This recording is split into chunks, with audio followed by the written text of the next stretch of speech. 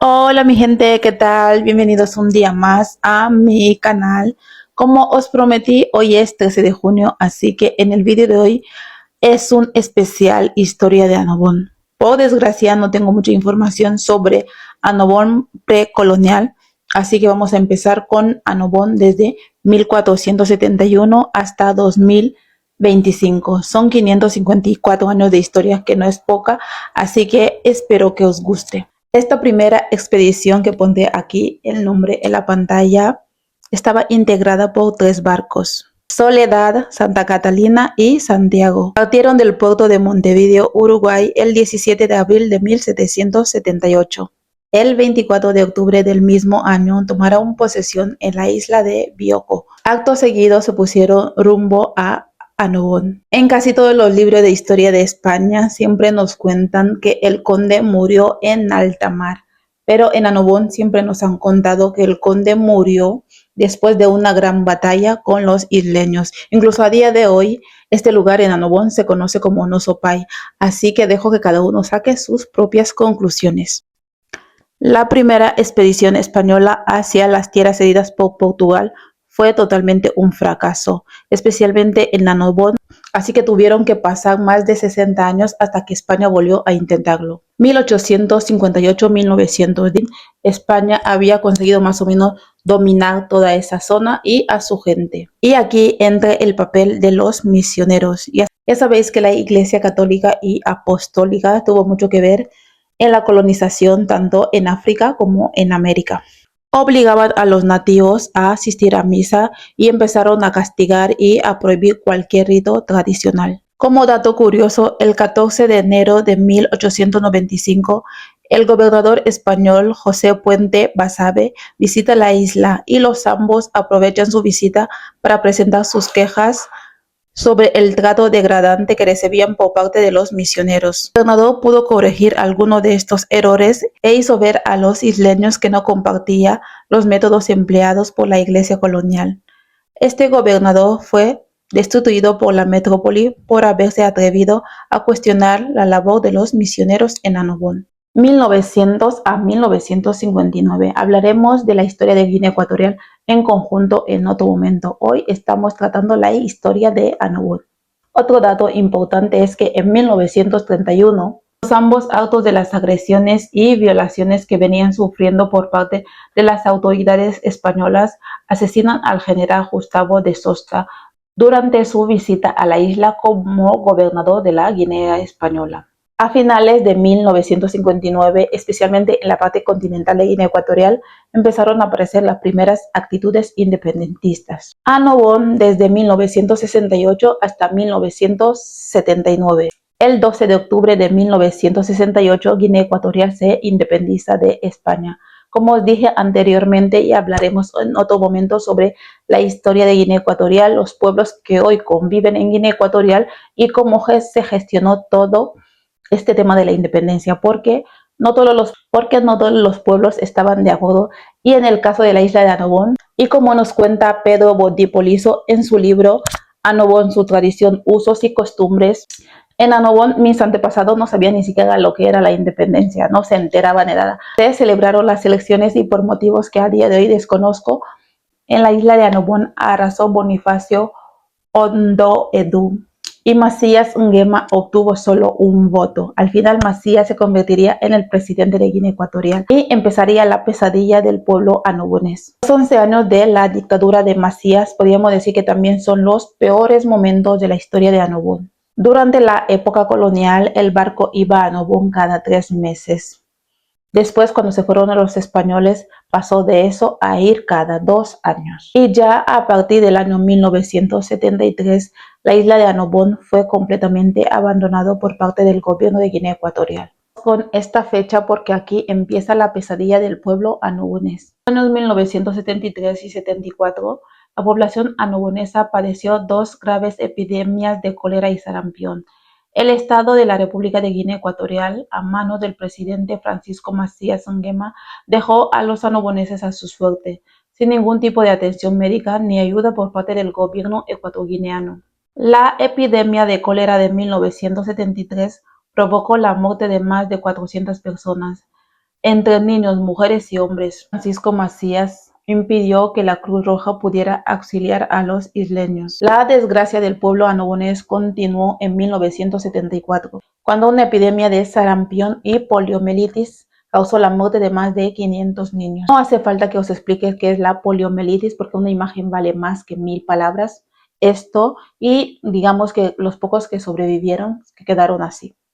Una vez más, el gobierno de Guinea Ecuatorial vetó cualquier ayuda humanitaria a la isla de Annobón. Después de todo eso, el pueblo, la gente estaba desesperada. Y recordar que nuestros hermanos más próximos son los de Príncipe y Sao Tomé. Pero por aquel entonces, por estas fechas, ellos también, digamos que estaban lidiando con lo suyo porque estaban luchando para independizarse de Portugal. Por lo tanto, tampoco podían echar una mano a Annobón. Dada la desesperación que se vivía, 8 hombres, 8 valientes, dejaré sus nombres por aquí, salieron de Annobón con un documento firmado por todas las personas mayores de 16 años de la isla rumbo a Gabón, bueno, rumbo a la costa africana. Tenían que llegar a un sitio. Aunque parezca mentira, llegaron. Tardaron 7 días en llegar a la costa de Gabón. Fueron recibidos por el presidente de Gabón, Omar Bongo, y por un montón de organismos internacionales. Todo ese viaje, digamos que no sirvió para mucho porque se dieron cuenta que en esta vida y más en política nadie te va a ayudar de forma desinteresada. Según nos han contado en Annobón, que cuando el presidente Macías se enteró de la hazaña de esos 8 hombres anoboneses, mandó al presidente Bongo mandarles a Malabo, cosa que él no hizo porque sabía perfectamente que terminarían asesinados. Annobón, 1976. Un dato importante es que durante la época colonial, cuando estaban los españoles, había gente de otras partes del continente africano, especialmente nigerianos, y son muy buenos en los negocios. Así que cuando los españoles se fueron y también los nigerianos fueron expulsados, la economía ecuatoguineana en 1976 llegó a la isla de Annobón más de 200 militares encabezados por Feliciano Bato Obama. Hasta el día de hoy, este señor en Annobón se le conoce como Luba San, Río de San. Todos esos militares llegaron a Annobón y a punta de pistola obligaron a todos los hombres mayores de 15 años a meterse en un barco rumbo a la isla de Bioko, supuestamente para salvar la economía ecuatoguineana, para trabajar en las plantaciones de cacao. El hermano mayor de mi madre tenía 13 años, era muy alto. Feliciano Bato Obama y los milicianos de Macías esclavizaron, torturaron y encarcelaron a los hombres anoboneses mayores de 15 años, no sin antes apropiarse de sus bienes y enseres. Esto supuso la deportación forzosa de todos los hombres anoboneses a la isla de Bioko para trabajar como esclavos en las plantaciones de cacao. Obviamente, en un lugar como Annobón, quitas a todos los hombres mayores de 15 años y algunos que ni siquiera tenían 15 años de la isla que quedó en Annobón, solo mujeres y niños y algún que otro anciano. Las familias anobonesas quedaron huérfanas de padre y marido. De 1976 hasta 1979 no hubo ningún nacimiento en la isla de Annobón. Por otro lado, sin hombres en la isla, los milicianos de Macías ejercieron graves abusos de poder, quemaron las cosechas, se apropiaron de todos los enseres y violaron a las mujeres y a las niñas, algunas incluso delante de sus propias familias a punta de pistola. Llegamos a 1979, golpe de estado. Adiós Macías, hola Obiang. En junio de 1988 saltarían todas las alarmas. Había firmado un contrato de 10 años por un valor de más de $1 millón. El objetivo de este contrato era convertir la isla de Annobón en un cementerio en el que enterrar 10 millones de bidones de residuos tóxicos. Este mismo año, el periódico español El País publicó Annobón, un paraíso para el vertido de tóxicos, en el que informaba de la firma de un nuevo contrato por parte del gobierno ecuatoguineano, esta vez con una empresa norteamericana, para hacerse cargo de 7 millones de toneladas de residuos nucleares. Para que el vídeo no se haga demasiado largo, solo tenéis que ir al buscador y poner Annobón residuos tóxicos. Por eso los habitantes de la pequeña isla de Annobón, en primer lugar, no tenían ni idea de todo eso, además que tampoco se benefician de todos esos millones. Dejamos 1988 y vamos a 1993. Peggy, que enfadamos sería como algo así traducido al español, revuelta. Las tropas de Obiang respondieron a esta manifestación pacífica a tiros de pistola y murieron asesinados 2 jóvenes anoboneses, Manuel Villarrubia Napoleón y Simplicio Llorente Yayé. El último Simplicio Llorente Yayé, en el momento que los militares del régimen le asesinaron, su mujer estaba embarazada de 8 meses. Y más de 30 jóvenes de la isla de Annobón serían trasladados a la cárcel de Bata, la parte continental, y condenados a cadena perpetua. Él fue uno de ellos. En 1995, digamos que en Malabo y en Bata está pasando algo parecido al brote de cólera que pasó en Annobón en el 73, que no era el mejor momento para mandar un barco a Annobón. El gobierno de Guinea Ecuatorial hizo caso omiso y mandó un barco a Annobón sin ningún tipo de medida sanitaria.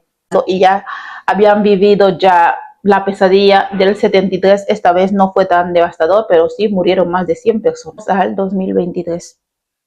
Dejamos la isla de Annobón y sus 40.000 desgracias y vamos a desde España solicitan la autonomía de la isla de Annobón, copiando un poquito el modelo autonómico que existe a día de hoy en España, pero al estilo africano. Muchos países africanos lo han hecho. A día de hoy España se divide en 17 comunidades autónomas. Cada una de esas comunidades tiene un presidente. El Estado delega a dichas comunidades algunas competencias como educación, sanidad, etc. Mientras que el gobierno central se encarga de temas como la defensa, la justicia. No es la primera vez que el pueblo annobonés solicita una autonomía al gobierno de Guinea Ecuatorial, también lo hicieron en 1993 y al no obtener respuesta el 8 de julio de 2022 hicieron la declaración unilateral de independencia. El mismo año Annobón se incorporó a la UNPO. Y hasta aquí historia del continente africano, historias de la isla de Annobón.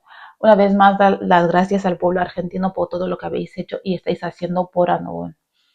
Espero que os haya gustado el video y nos vemos en el próximo.